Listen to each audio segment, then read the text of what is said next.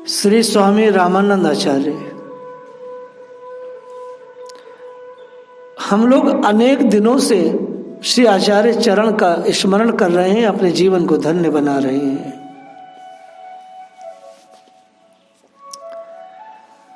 आपका श्रवण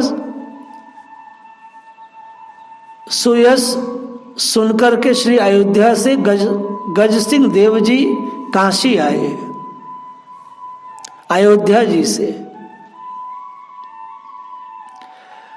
और स्वामी जी का दर्शन करके परम सुख पाए। इसके बाद गज सिंह देव ने अपनी करुण कहानी श्री महाराज जी से कही। भैया, ये जो अयोध्या है, इस अयोध्या पर बहुत कष्ट आए हैं, बहुत कष्ट आए हैं। ये 1300-1400 की बात है। 13वीं से 14वीं शती तक बहुत वीरानी रही है। गज सिंह देव ने कहा, महाराज मैं सूर्यवंशी क्षत्रिय हूं तथा अयोध्या के राजा हरि सिंह देव का भतीजा हूं। महाराज हरि सिंह देव अयोध्या के राजा थे उस समय। उन्होंने कहा, महाराज जूना खा तुगलक से भयभीत होकर हमारे चाचा जी अयोध्या का राज्य छोड़कर वन में जाकर तप में प्रवृत्त हो गए। अन्य उत्तराधिकारी के अभाव में मैं राज्य की देखरेख करता रहा हूं, परंतु यवनों ने बलपूर्वक मुझे हराकर अवध पर अधिकार तो कर लिया, मुझे धर्म भ्रष्ट भी कर दिया।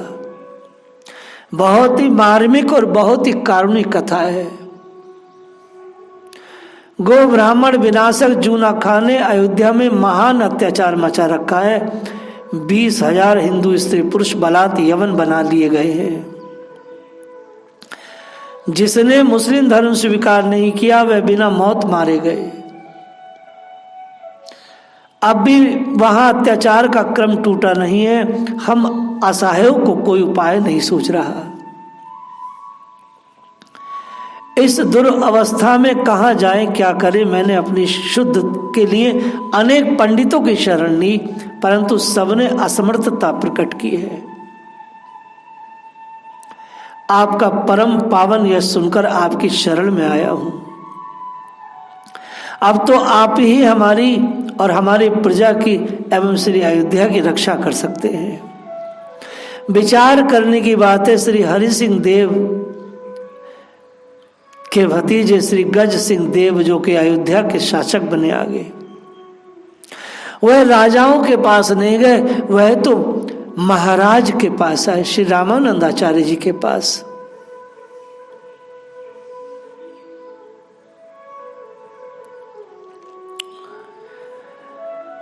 श्री स्वामी रामानंद आचार्य जी ने गज सिंह देव को आसन देकर श्री अवध भेजा और स्वयं भी अपने शिष्य परिकर के साथ श्री अवध गए।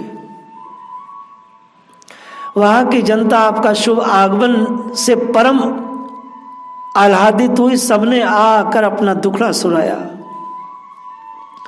श्री स्वामी जी ने अपने सामने सबको सरयू जी में स्नान कराया।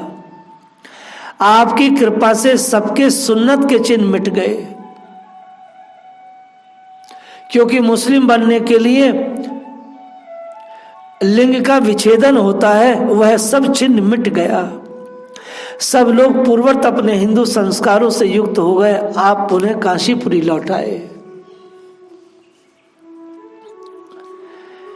भारत के धर्म संस्कृति संस्कार को संतों ने बचाया है, राजाओं ने नहीं, संतों ने। समाज संतों को बुरा कहता है। संत पूरे संसार के लिए कार्य करते हैं, और दुख इस बात का है कि समाज आज इतना गिर गया है, मलेच्छित सी बुद्धि हो गई है कि वो अपनी संस्कृति के जो प्रतीक हैं, जो धरोहर हैं, जो लेके चल रहे हैं, उनकी निंदा करता है। एक दिन देवऋषि वर श्री नारद जी ने आकर स्वामी जी से प्रस्थान त्रय वेद उपनिषद गीता आदि पर भाष्य लिखने का अनुरोध किया। आपने आनंद भाष्य की रचना की और सबसे प्रधान शिष्य अनंतानंद देव जी को इसे पढ़ाया। उनके संग सभी शिष्यों ने आनंद भाष्य का रहस्य श्रवण किया। आचार्य कृपा से सबको परम तत्व का सम्यक ज्ञान हो गया। तब स्वामी जी ने अपने सभी शिष्यों को भी भक्ति प्रचार का आदेश दिया। फिर तो देश के कोने कोने में श्री आचार्य कृपा से वैष्णवता का बड़ा भारी प्रचार हुआ।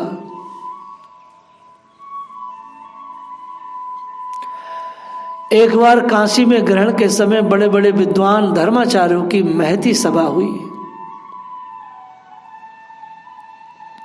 सभा में सिद्धांत पक्ष को लेकर बड़ा वाद विवाद हुआ, परंतु सुनिश्चित निर्णय कुछ भी न कर सका कोई भी।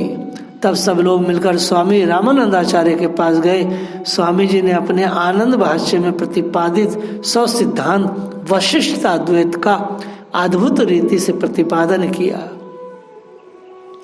अपने मत की प्रतिष्ठा करके यह कहा कि श्री भगवान वेद व्यास जी का यही मत है। तर्क प्रधान पंडितों ने कहा, हम ये कैसे माने, आपका सिद्धांत व्यास सम्मत है। तब श्री आचार्य पाद ने भगवान वेद व्यास का स्मरण किया। स्मरण करते ही व्यास जी तत्काल प्रकट हो गए भरी सभा में। सबकी शंका का समाधान तो व्यास जी के दर्शन से ही हो गया। सभी लोगों ने व्यास जी के चरणों में प्रणाम कर हाथ जोड़कर स्तुति की। इसके बाद व्यास जी बोले, आचार्य श्री रामानंद जी ने जो भाष्य लिखा है वह मुझे अत्यंत प्रिय है, क्योंकि इसमें द्वैत अद्वैत आदि किसी भी सिद्धांत का खंडन न करके सबके समन्वय का सफल प्रयास किया गया है। आप सब लोग समस्त वाद विवादों को छोड़कर गंभीरता से विचार करेंगे तो आनंद भाष्य की यथार्थता में संदेह नहीं रह जाएगा। इतना कहकर श्री व्यास जी अंतर्ध्यान हो गए। सब लोगों ने स्वामी जी की महामहिमा को व्यास जी के द्वारा प्रमाणित पाकर उनकी शरण ग्रहण की। श्री चरणों में वंदन कर अपने अपने घर को गए। बाकी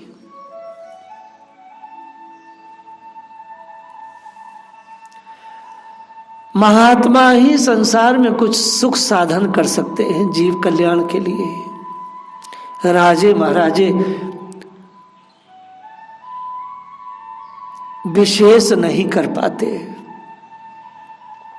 भक्ति का व्यापक प्रचार करने के लिए श्री स्वामी रामानंदाचार्य अपने शिष्य परिकर को साथ लेकर दिग्विजय यात्रा करते हुए संपूर्ण भारत के तीर्थों का परिभ्रमण किए।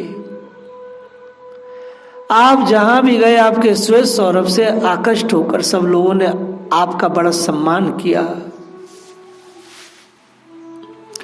बड़े बड़े विद्वान उपदेशों को श्रवण कर मंत्र मुग्ध हो जाते थे। शास्त्र के ही आपका सिद्धांत स्वीकार कर लेते।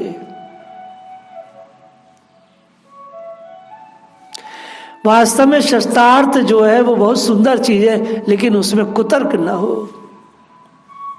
यदि कदाचित किसी ने शास्त्रार्थ किया भी हो तो शिष्यों से ही हार कर अंत में शरणागत हो जाता। आप काशी से प्रयाग होते हुए चित्रकूट गए। वहां भक्तों के आग्रह से आपने भगवान श्री राम की वनवास लीला का दर्शन कराया। श्री स्वामी जी की कृपा से सबने प्रत्यक्ष देखा सीता राम लक्ष्मण जी पर्णकुटी में विराज रहे हैं। प्रभु के दर्शन के लिए वहां मुनियों का समुदाय उपस्थित है। समस्त अयोध्या वासी श्री भरतलाल जी के नेतृत्व में श्री राम जी को मनाने के लिए चित्रकूट आए हैं। सब लोग प्रभु से अयोध्या लौट चलने का आग्रह कर रहे हैं। कितने लोग प्रभु के वनवासी रूप को देखकर क्रदन कर रहे हैं। बड़ा भारी करुणा रस का साम्राज्य छाया हुआ है। सत्य संत दृढ़ व्रत श्री राम बड़े संकोच में पड़े हैं। महाराज जी की दशा कहीं नहीं जा रही है। ये संपूर्ण प्रेम पूर्ण चरित्र देखकर संग के सब संतों को झरझर अश्रुपात होने लगा। तब तो स्वामी जी ने सबका को सावधान किया। लीला का तिरोधान होने पर सब लोगों को अनुभव हुआ कि ये तो स्वामी जी की कृपा चमत्कार रहा। हम लोग कलयुग में भी त्रेता युग की लीला का प्रत्यक्ष दर्शन किए। कहते हैं कि नित्य निकुंज लीला का दर्शन बड़े बड़े महापुरुष कर सकते हैं, बहुत मेहनत करते हैं अपने जीवन पर, तब कुछ बिंदु मिलते हैं। लेकिन महापुरुषों का संग ऐसा होता है कि उनका जो भजन का लेवल है वह सब उनके प्रति चरणों में समर्पित होने वाले व्यक्ति के पास वो सब सामर्थ्य पहुंच जाता है। सभी को एक साथ त्रेता युग की लीला का दर्शन हुआ। इसे महत कृपा कहते हैं। व्यक्ति अपने बल से नहीं जा सकता साधन में भी इतना ऊंचा। चित्रकूट से चलकर मिथिलापुरी का दर्शन करते हुए आचार्य पाद जगदीशपुरी पहुंचे। श्री जगन्नाथ भगवान की आज्ञा से पुरी नरेश ने आचार्य पाद का महान सम्मान किया। जगत के जीवों का कल्याण करने के लिए स्वामी रामानंद आचार्य ने श्री कपिल तीर्थ गंगा सागर को प्रकट किया। वास्तव में रामानंद जी ने ही कपिल तीर्थ प्रकट किया है। यह अति प्राचीन परम सिद्ध प्रसिद्ध पुण्य स्थल काल के प्रभाव से लुप्त हो गया था। यहाँ पर कपिल देव भगवान तपस्या करते हैं। यहीं पर गंगा जी सहस्त्र धारा होकर समुद्र में मिली है। राजा सगर के 60,000 पुत्रों का उद्धार किया है। गंगा जी ने यह पुनीत तीर्थ कलयुग में के समस्त पापों एवं जीव के तीनों तापों को नष्ट करने वाला है। श्री स्वामी जी इस तीर्थ का शोधन करके शिष्यों सहित वहां पहुंचे। श्री कपिल देव भगवान ने साक्षात दर्शन दिया है। श्री स्वामी जी की प्रार्थना पर कपिल देव जी ने विग्रह रूप में हो गए। तब स्वामी जी ने अपने कर कमलों से विधि पूर्वक वेद मंत्रों से उनकी वहीं प्रतिष्ठा प्राण प्रतिष्ठा किया। असंख्य जन समुदाय के भी स्वामी जी ने इस तीर्थ की महिमा कही। सब तीर्थ बार बार, गंगा सागर एक बार। उसी समय से आज तक प्रतिवर्ष मकर संक्रांति के दिन वहां महान मेला लगता है। इस शुभ अवसर पर लोग स्नान दान करके जीवन को सफल बनाते हैं।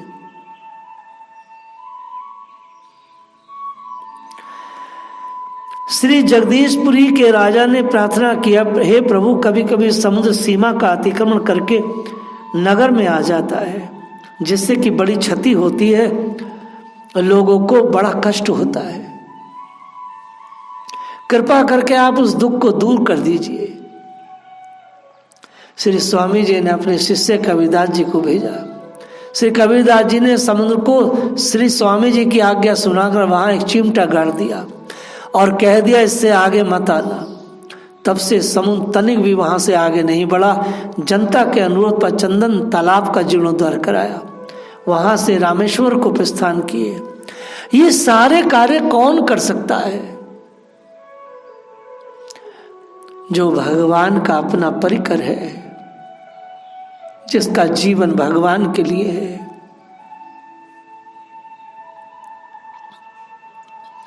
उन दिनों शैव और वैष्णवों में घोर विरोध चल रहा था।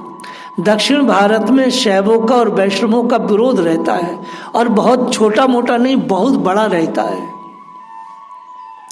इतना बड़ा रहता है कि आपको एक कथा सुना रहे हैं कि जब स्वामी जी वहां पहुंचे तो वहां के पंडा पुजारियों ने कहा कि उद्धव पूर्ण धारण करने वाला मंदिर में प्रवेश नहीं कर सकता है। मतलब शैवों के मंदिर में आप वैष्णव वेश में नहीं जा सकते हैं। ये 550 वर्ष पुरानी बातें हैं। यदि आप लोगों को भगवान रामेश्वर जी का दर्शन करना है तो त्रिपुंड लगाकर आइए। है सुनकर स्वामी रामानंद आचार्य ने अपना अद्भुत शंख बजाया। जिससे सभी पंडित पुजारियों की मति गति हर गई। भगवान शिवजी ने आकाशवाणी की, हे पुजारियों, तुम लोग शीघ्र रामानंद आचार्य जी को आनंदपूर्व मंदिर में लिवा लाओ। उनको मेरे ही समान समझो। श्री शिवजी के आदेश अनुसार पुजारियों ने बड़े ही आदर के साथ श्री स्वामी जी को मंदिर में लाकर पधरवानी की, पूजा आरती स्तुति की। तत्पश्चात हाथ जोड़कर बोले, आप हमें जो कुछ आज्ञा दे वह हम पालन करने के लिए प्रस्तुत हैं। स्वामी जी ने उन लोगों से कहा, हमारी यही आज्ञा है, किसी वैष्णव को शिवजी का दर्शन करने से रोका न जाए। सबने आपकी आज्ञा श्रद्धार्य की। तब से अब तक शिवजी के दर्शन सबको समान रूप से होते। वहां से चलकर स्वामी जी रामानंद आचार्य जी सेतुबंध तीर्थ का दर्शन किए। विजयनगर के राजा बुक्का राय ने श्री स्वामी जी का बड़ा सत्कार किया। राजा के भाव को देखकर स्वामी जी 9 दिन तक वहां रहकर विविध हितोपदेश दिए। महापुरुषों का कार्य अलग है। भक्ति के प्रचार का कार्य सिर्फ महापुरुष कर सकते हैं। हमारे जैसे छदम लोग क्या भक्ति करेंगे या किसी को बांटेंगे।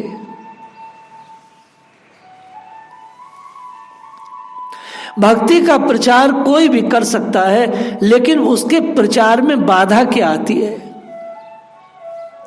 रामानंद आचार्य जी ने जब भगवान श्री विश्वनाथ जी से कहा कि मैं प्रचार प्रसार तो बहुत करता हूँ, लेकिन कुछ दिन बाद जिन्हें मैं प्रचार करता हूँ उन्हें कलयुग जाकर के उनकी मति भ्रष्ट कर देता है, वो वैष्णवता से हट जाते हैं। ये चरित्र मैंने आपसे 2 दिन पहले कहा है।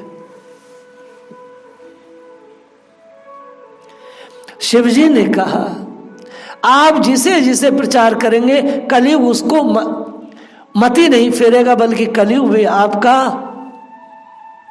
शिष्य बन जाएगा।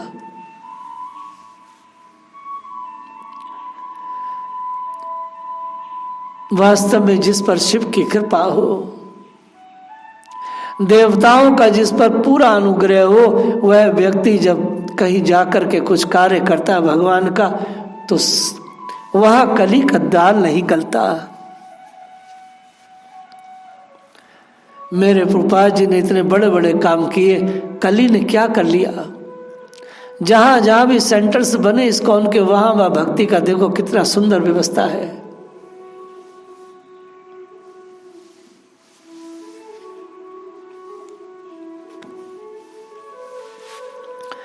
विष्णु काशी में एक आचार्य वैष्णव ने श्री कबीरदास जी को जुलाहा कहकर अपमान किया। पृथ्वी माता ने ये भगवता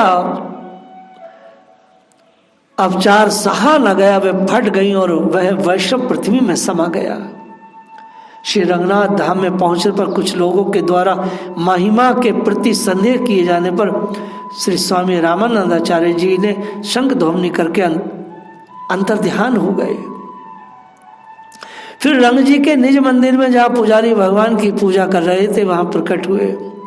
आचार्य पाद को अपने समीप पाकर श्री रंगनाथ बड़े प्रसन्न भये, अपना श्री कर कमल बढ़ाकर हृदय से लगा लिया।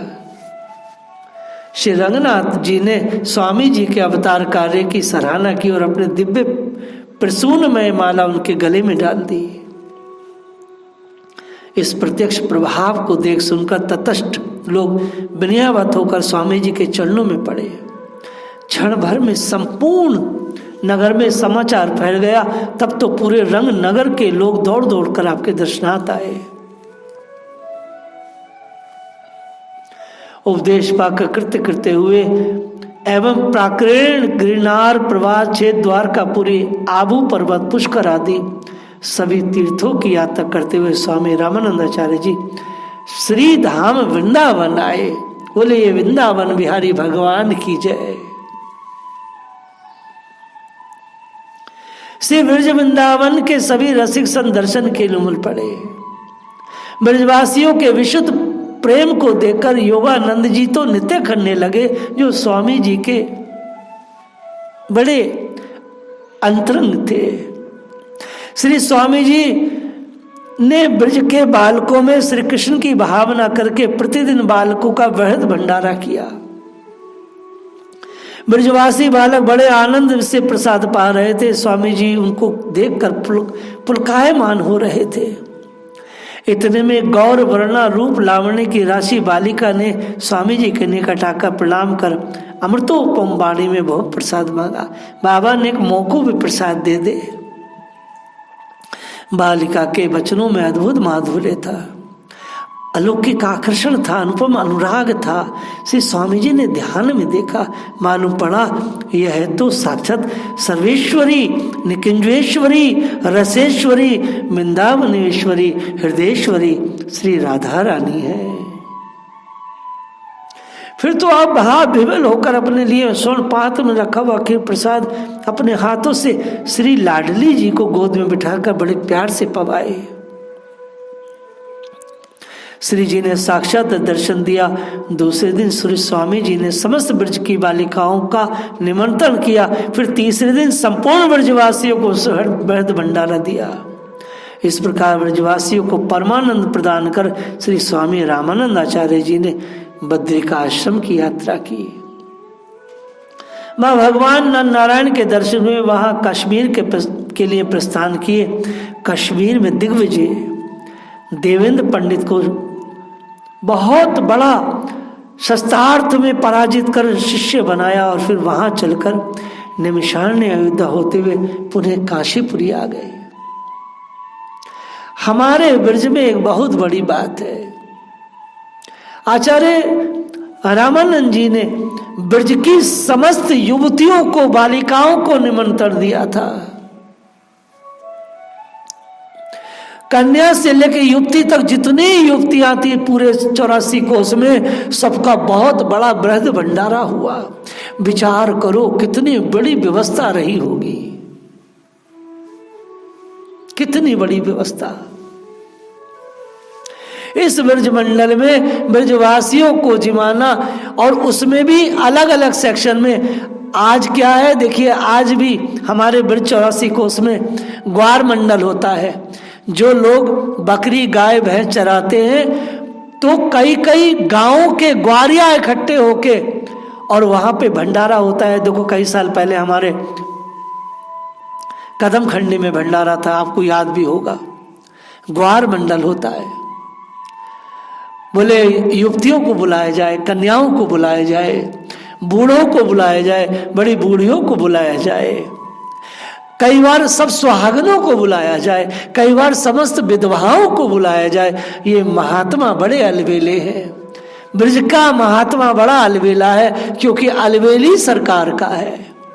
बड़े बड़े भाव ब्रज के अलबेले महात्मा में होते हैं, और वैसे उनको दान दाता भी मिल जाते हैं, सेठ भी मिल जाते हैं। आहा, ऐसे ब्रजमंडल का प्रेम संसार में कहीं है ही नहीं। स्वामी रामानंद आचार्य जी संसार भर में भ्रमण किया, लेकिन जैसे ब्रज में आए तो डूब गए ब्रजवासियों के प्रेम में। ऐसा प्रेम उन्हें कहीं पूरे भारत में नहीं मिला जैसा प्रेम उन्हें वृंदावन ब्रज में मिला। जय श्री राधे।